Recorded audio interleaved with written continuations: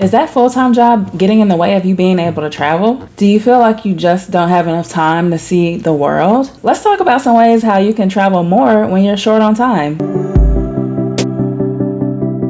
Hey guys, it's Kim with WorkHardTravelWell.com, and if you're new here, do me a favor and hit the subscribe button and turn on the bell for notifications because you don't want to miss any future videos on how you can travel more and see the world. You're a busy professional, you may be short on PTO, paid time off, on personal days. You may even just be short on time because you have responsibilities and need to get back home to attend to things related to your business, your family, what have you not, any of your obligations that you have back home. So these are some ways that you can travel more and see the world. And I have experience in talking about this is because I have been able to maximize my PTO. And what I mean by that is I take every advantage of my paid time off to book a trip, whether it be close and small or whether it be far and across the world. According to the Bureau of Labor Statistics, Americans have anywhere from 15 to 20 paid time off days or vacation days. I even polled my Instagram followers of over 12,000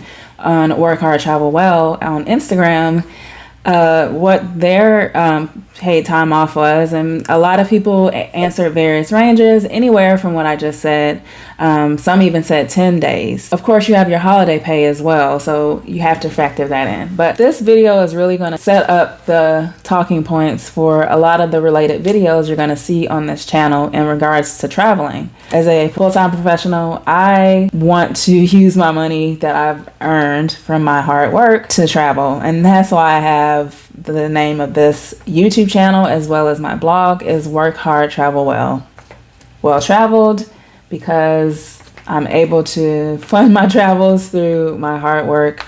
So that's the story behind the tagline. So how can you travel when you're limited by time? You're limited by paid time off and when a short amount of time. Before the pandemic, I was able to travel to 7 countries and at least 5 US cities while only having 18 paid time off days and also only like 5 holidays. We don't get that many holidays. If I can do that, I am sure that you can see the world with a short amount of time. Here are ways that you can travel more when you're short on time. So first things, you want to set your goals up for that year. And I have started doing vision boards, and I've put on my boards like where I want to go.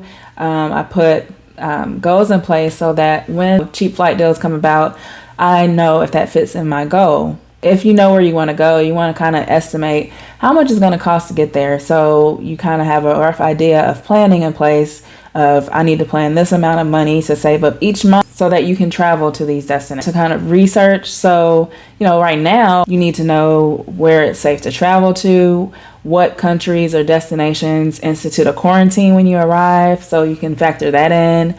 What tests you need to take before you go. When you're coming back to the US as of now, at the time of this video, you need a test before you board the plane from an international destination to get back into the US. And I have a video on those details if you're not familiar with that.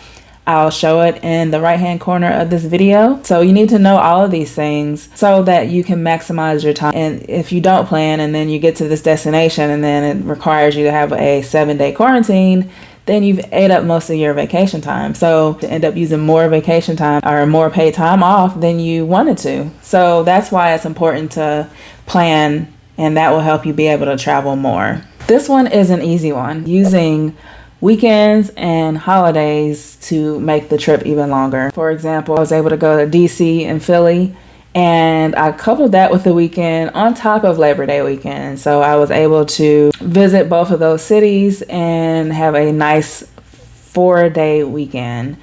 And I arrived late in the evening, so I wouldn't have to use that Friday to take time off, and came back early the next, when I returned, I took an early morning flight so I could get back in time for work. If you don't have a lot of time to take off, you can always stay local.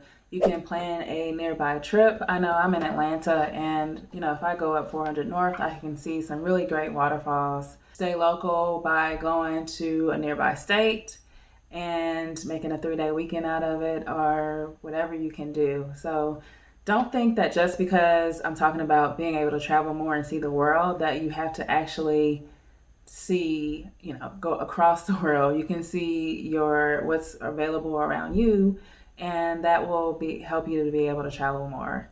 This next tip is like my favorite. I know I talk about it a lot in other videos, and even though I am in a relationship and I talk about vacations too, and I even have a free Travel Bay or Travel Buddy application that you can download so that you can vet people to go on trips with.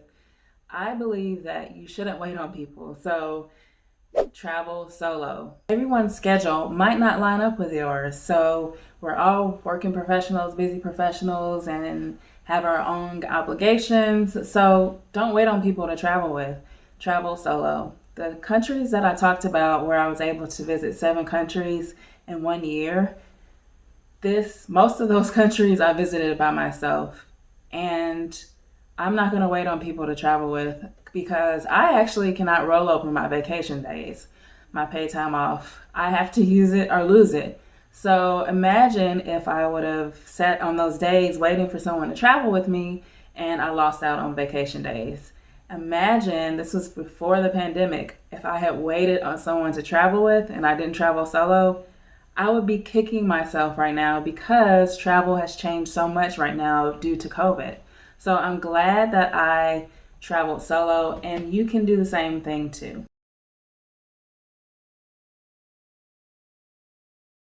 If you're not comfortable solo traveling, start small. Start with, going out to dinner or taking yourself somewhere solo where you would normally invite someone. Take a road trip by yourself. When I lived in Charlotte, I actually got up and decided, I wanted to invite people. I did invite people, like, hey, it was last minute, it was near a holiday, and no one could go. So I gassed up my car, I booked a hotel that same day, and I drove to DC. And I had a great time.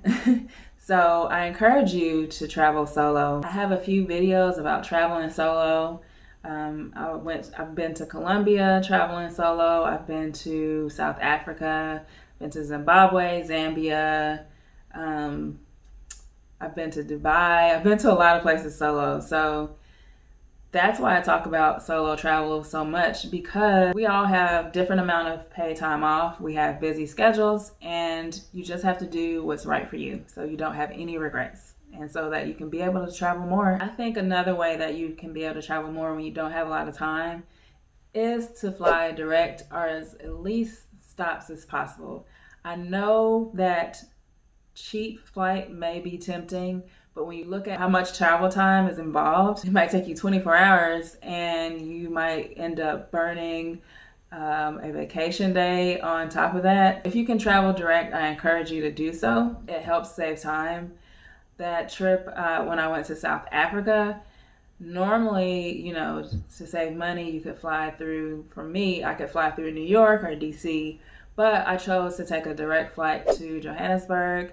And instead of it taking 24 hours, it took 16 hours. So that's a whole 8 hours. And I was able to leave Friday evening. So didn't use a vacation day, although I should have, because I was like freaking out about being gone so long and trying to make sure I stay within a certain amount of weight for all the various flights I was going to be taking once I got over there. I left Friday evening and got to South Africa Saturday afternoon. So I encourage you, if you can, to fly direct, and when it makes sense. If you're fine with stopping at different destinations so that you can see see things on your layover or stopover, that's also an option. You cannot afford a direct flight because direct flights are usually more expensive. Be flexible and be on the lookout for cheap travel deals. So you can actually use Skyscanner or Google Flights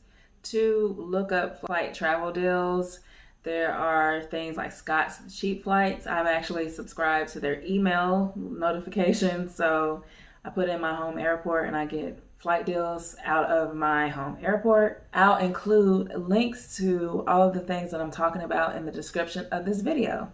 So make sure that you are flexible in that sense, because they're going to have certain dates for these travel deals. Pay attention to how long it's going to take to get there, any like fine print. Be sure to look at, before you book it, just a quick check. When's the best time to visit this destination? Because it could be a flight deal that's during a time that's not really ideal, like going in a winter of a destination when you want to see their summer. Another way to travel more when you're short on time is to combine work and travel. In the past, I've had a job where I was able to travel around the southeast of the US. And I would always, either get to the destination early or add on an extra day so that I can see that destination. So if you're someone that travels for work, you can combine work and travel. Also, right now, there's also a lot of flexibility on where you can work from. Another way where you can travel more is work from anywhere. So make sure it's in, guidelines. I know we have VPNs, but there's ways for companies to find out if you're truly not supposed to be, if you're supposed to be based in the US or whatever. Make sure you check those things out. Make sure you consider like time zone differences. I'd hate to be on the West Coast working an East Coast job and having to get up at 5 a.m. But just check those things when you're considering working from anywhere. There are a lot of countries that allow you to have like a work visa and making it more friendly for people to be able to work from those countries. Let me know if you want more information on that. On the subject of jobs, another way to travel more is to get a job that actually includes travel. As travel returns to normal, the first amongst those people that are going to normal are people that travel for work. So find a job that includes travel so that you can travel more. This next one is my favorite, and it's having multi-city itineraries so that you can travel more. My favorite thing is when I'm scheduling paid time off to go and travel, if I'm flying 8+ hours, maybe even 6, I want to see what else is around there so that I can make the most of that time off. And, I could travel deeper and explore a destination for a week at a time, but that's not how I travel. I travel fast. I sleep when I basically get back to the hotel room that evening, or I sleep on the plane. I'm always like this. I got to see it while I can. So I've done this numerous times, especially when I'm going to Europe. They have fast trains over there that go 150 plus miles per hour, so you can get to a destination like this. So, for example, when I went to Italy, I did not just go to like 3 cities. I went to 8 cities in Italy in like 9 days by using their train system to get around. When I went to Barcelona, I tacked on a flight from Barcelona to Nice, France, and visited Nice, France. But you know what? Monte Carlo is near Nice, France. So I went to Monte Carlo as well. When I visited Toronto, I actually rented a car and went from Toronto to Niagara Falls. So you see the trend here, making sure you make multi-city itineraries. Part of the reason I was able to visit 7 countries with only like 18 vacation days is because I went to London, Paris, and Brussels in one trip. And in one trip, I went to South Africa, Zambia, and Zimbabwe in one trip. When I was in Colombia, I went to 3 cities within Colombia and combined Cartagena, Medellin, and Guatapé. And I'll have a lot of videos regarding all of these destinations that I talked about. And be sure to check out for related videos in the description of this video. So that's what I mean by making multi-city itineraries. So that comes from doing your research about what's available, knowing about the local airlines. Is it quicker to just do a trip via train or, car, or either airline? Another way to travel more is to be able to use points and miles to help get that cost down of your trip or even make it free. That way, traveling more is not about just being short on time. It could be about your budget. So the way to be able to travel more is to make it so that you can travel a lot, but you don't have to spend as much money so that you can continue to travel more. And all the trips I talked about, I always use hotel points to make my trips either like free or get the cost down by using points and cash. And even though we're not traveling right now, there's simple ways you can earn points and miles by, grocery shopping, things like that. I have an article on how to earn points and miles without traveling. So check the description for that. But points and miles is invaluable. I encourage you, if you haven't signed up for some of your favorite hotel partners and airlines so that you can earn points. And if you have a preferred airline or hotel, look into credit card offers and bonuses for signing up for those credit cards because they can get you a lot. I know with Hilton right now, they have 100,000 points for signing up for their Amex, which doesn't have an annual fee. When I signed up for Amex, I only got like 120,000, and I have a $95 annual fee. And I actually had to spend, both cards you have to spend a certain amount, but that no fee for 100,000 points is pretty good. So I'll also include my referral links for some of the travel credit cards that I recommend. And I stretch my points by using points and cash. So, I may pay for like one night and then the rest of the night will be free. Another great thing about using points and miles is status. You can, get certain statuses. So, like with my Hilton, I am a gold member, so I automatically get breakfast. And that cuts down on some of your travel costs by not having to worry about breakfast.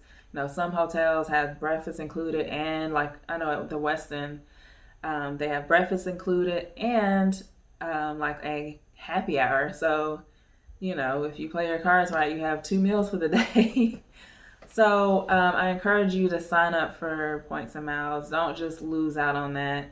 And pay attention to like the bonuses and pay attention to different offers they send you. Don't forget about rental cars. I know we just talk about a lot of times hotels and airlines, but sign up for loyalty programs and earn miles on rental cars too. So when you're taking, like when I mentioned the road trip I took from Toronto. And while we're on the subject of points and travel discounts, if you work for a corporation or a company that has like a sales force, anything like that, you should look into the discounts that are available to you as an employee of that company. Works at work, that's a good place to start. But you also have corporate codes that are available to you, depending on which company you work for, that you can get. So that's another way, as you're saving money, this allows you to be able to travel more because you're not blowing it all on like one trip, you're spreading it out. So these are the ways that I recommend for being able to travel more. Let me know in the comments if I've missed any or some of the ways that you travel more. If this video has helped you, leave me a comment and buy me a coffee, or which really goes to contributing to my storage space and all of the technology that goes behind recording these videos. Or you can check out my apparel store. I have a travel themed apparel store that you can check out, and right now I have an offer where you can get free shipping. So again, my name is Kim with workhardtravelwell.com. Thanks for checking out this video, and be sure to subscribe and turn on the bell for notifications.